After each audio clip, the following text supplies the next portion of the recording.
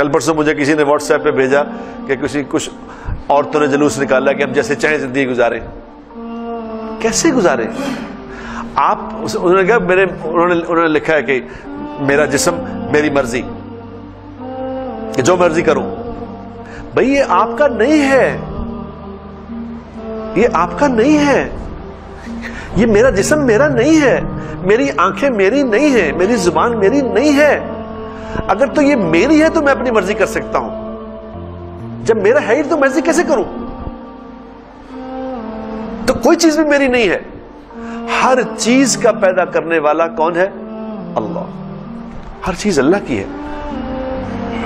میری آنکھیں اگر اللہ نہ چاہے کہ یہ آنکھیں دیکھنے تو دیکھ سکتی ہے، جس کی اللہ آنکھیں واپس لے لے.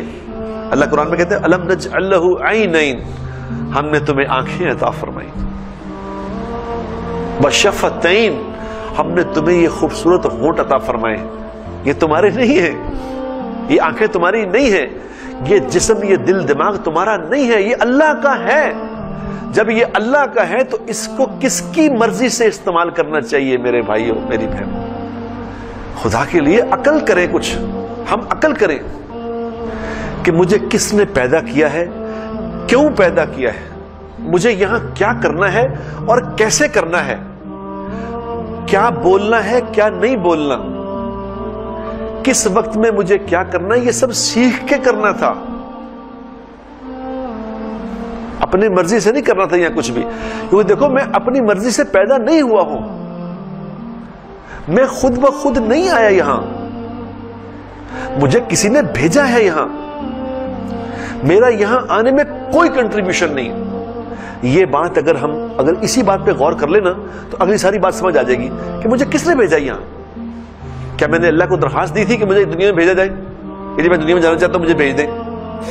مجھے تو کچھ پتہ ہی نہیں. میری تو آنکھ کھلی، جب میری آنکھ کھلی تو مجھے پتہ چلا میں دنیا میں آ گیا ہوں. اب بتاؤ میرا کیا کنٹریبیوشن ہے؟ مجھے کیسا بننا تھا؟